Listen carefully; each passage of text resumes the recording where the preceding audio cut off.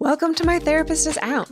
Each episode, we talk with a therapist from Open Space Therapy Collective or LGBT community members about mental health and building community. This week, your host is OSTC therapist Ernesto Martinez. Ernesto is an associate therapist and specializes in working with adults, teens, and adult children of immigrants to transform challenges into stepping stones towards self-compassion, fulfillment, and confidence. As we dive into today's topic, please keep in mind that this is a mental health podcast. We will talk about sensitive and difficult issues that are not appropriate for all audiences. Please take care while listening. Hi, welcome to My Therapist is Out. My name is Ernesto, he, they, ella, and I am an AMFT, a PCC therapist with Open Space Therapy Collective. We're kicking off a 4-part miniseries called Beyond the Wounds, Identity-Based Harm and Community Care. Here's what you can expect in this series. We will have an episode on allyship in action, how LGBTQ communities can be allies to our immigrant community, by Veronica Velasquez with LA Queer Coalition. Also, Renee will be talking with Jose Rosario with Phoenix Empowered, who is a psychologist specializing in identity-based trauma and ways to heal through community and storytelling.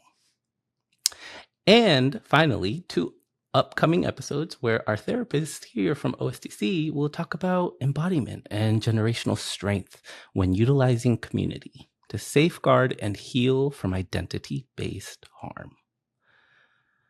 This topic is big, broad, and timely.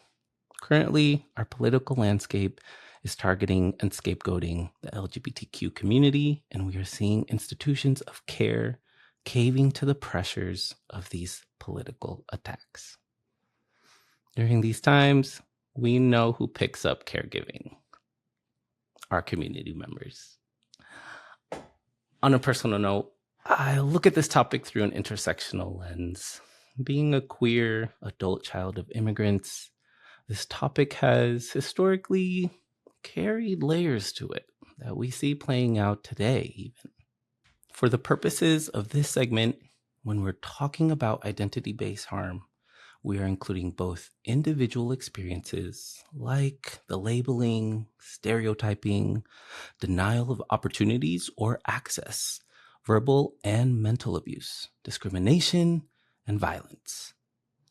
We will also touch on broader systemic structural experiences of identity-based harm, like the efforts to strip human and civil rights from non-white, cis, heterosexual individuals across the nation.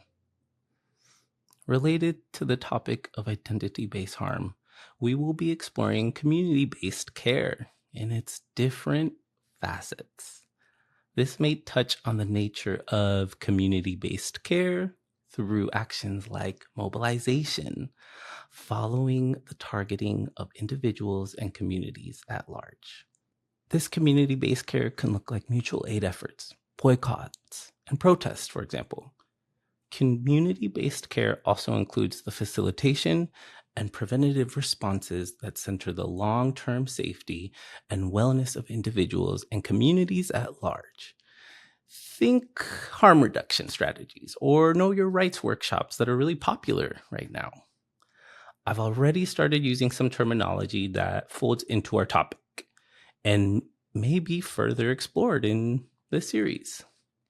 But some other terminology you might hear along the way are mutual aid, crisis response, harm reduction, preventative response, hate crimes, harassment, discrimination, societal and structural violence, politicization, and more. Hey, Renee popping in just for a minute to say thank you for listening. We really hope you are enjoying the conversation today. Any chance you have to rate, review, subscribe, and share with a friend makes a huge impact, and we greatly appreciate it. If you have extra bandwidth and want to support the show even further, you can go to mytherapistisout.com and click the donate button. Any donations from $5 a month to a one-time donation makes a huge difference for us. We're a little self-published podcast, so any extra dollar helps. Again, go to mytherapistisout.com and hit donate. Now back to the show. Historically, when individuals and larger communities have experienced identity-based harm, community members, leaders, activists, grassroots movements, organizations, workers have met the moment and responded with resistance, alternatives to structural options of care, and support at every level from the bottom up of our society. When thinking about community-based care efforts, as it's shown up in the history of the broader US-based LGBTQ community, I'm reminded that our history has moments beyond the scope of what could be unpacked in a introduction like this one. Truly, our history could be a topic of a whole podcast season. And even then, we might only scratch the surface. But when I think about notable movements and figures which have resisted dominant systems that contribute to identity-based harm, I can recall the documented history of mutual aid efforts, starting from back in the 1970s, which intensified during the AIDS epidemic, leading to community health centers and advocacy for inclusive healthcare for our community. This is still an ongoing fight today. These moments of community care shaped movements that challenged the medical field's pathologization of non-heterosexuality, including in the institutions of clinical psychology. These moments also supported the establishing of LGBTQ plus affirming spaces and impacted the development of harm reduction strategies to address public health crises that impacted our community members. Reflecting back on our history of care, at the forefront of these moments of history, we had folks like Miss Major Griffin Gracie show up in the front lines. She was a trans wellness and healthcare advocate that headed HIV prevention, education, and outreach through street clinics that she started. Miss Major Griffin Gracie just recently passed this October 2025 at the age of 78. But her legacy is a reminder that the history of community-based care is an ongoing and very much still alive process. Coming back to this moment in our history, what I'm seeing is even if you are not experiencing identity-based harm directly, there is an impact on our collective mental health via the compiling effects of reading about or watching instances of harm towards individual community members, and on a wider political level towards our communities at large. Within therapy rooms and community spaces, along with the support that is being experienced, there can be a looming sense of frustration, disillusion, or even moments of hopelessness. These experiences are happening while we're also acknowledging that the anger we feel can bring us closer together. That anger can also serve as a connective piece instead of an isolating emotion. There's even moments of warmth we can feel when seeing how community-based care is fueling us to show up for one another. Out in the streets against ICE, protesting at institutions like Kaiser and Children's Hospital LA for caving into the politicization of gender-affirming care, or phone banking efforts to ensure our city's LGBTQ wellness spaces and programs are not left out of our city council's priorities. As a mental health professional within a queer-owned mental health organization, on the daily, we see the impact different forms of identity-based harm have both on individuals and on a broader systemic societal level.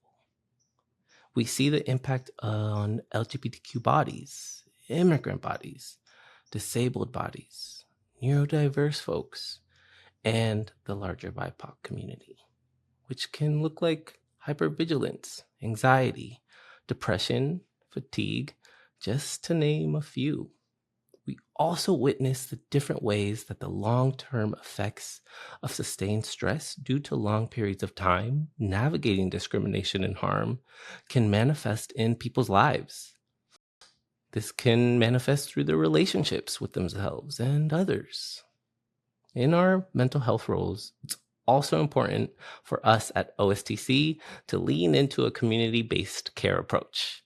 This allows us to show up not just for our community, but also for our therapy clients in a way that is informed with how to address the impacts of local and larger scale LGBTQ movements during this time in history.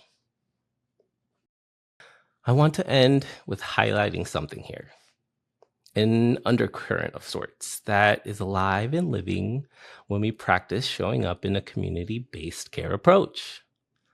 One that centers co-creating in real time the foundations of future models of LGBTQ plus wellness, care, and mental health. As you listen to this series on identity-based harm and community care, I hope you're able to sense and recognize your part in imagining the future and building out the blueprint for what future LGBTQ plus community care can look like. Here are some other episodes to check out that align with this series. You can check out episode 48, Can Rage Be Healthy, with Debbie White. Episode 19, Decolonizing Your Health, with Lindsay Stevens from Crystal Case Apothecary, also aligns with this series. Next up, we have episode 70, Allyship in Action, How the LGBTQ plus community can be allies in our immigrant community, by Veronica Velasquez with LA Queer Coalition. This episode is a direct response to the ICE raids and how to keep yourself and your community safe, with actionable steps you can take right away. And now for your queer moment of joy. My name is Julia. My pronouns are she, they. And one of my first queer joy memories is when my first queer kiss. It was very late in the parking lot of the theater. It had just rained and it was very mystical, magical. And I was leaning against the car and they leaned in and they said, "Can I kiss you?" And I said, "Yes." And it was such an affirmation of like, kind of what I've always known about myself, but hadn't had any experience to confirm. So it was magical and butterfly filled and so confirming. My name is Meredith Ganin. I am a she, her. I think the best queer moment I just recently had was getting married to the love of my life, my wife, Miss Lex. And then we hyphenated our names, and I think it sounds really cool. Simul Gunning. It's like a Smith & Wesson, but a Simul Gunning. Thanks for joining us. If you're in California and looking for a therapist, visit our website at openspaceptherapycollective.com and book a free intro call with one of our therapists. If you're enjoying My Therapist Is Out, please rate, review, and follow us on Spotify, Apple Podcasts, and YouTube. Do you know somebody who could use a little extra dose of queer community? Send them one of your favorite episodes of My Therapist Is Out and help our collective grow one listen at a time. My Therapist Is Out is an open space therapy collective podcast, and our podcast editing is done by Rachel Peltzer and Smash and Grab Studio. We'd love to hear from you about today's topic, so email us at info@openspacetherapycollective.com. You can find us on TikTok and Instagram at Open Space Therapy Collective. Thanks for listening.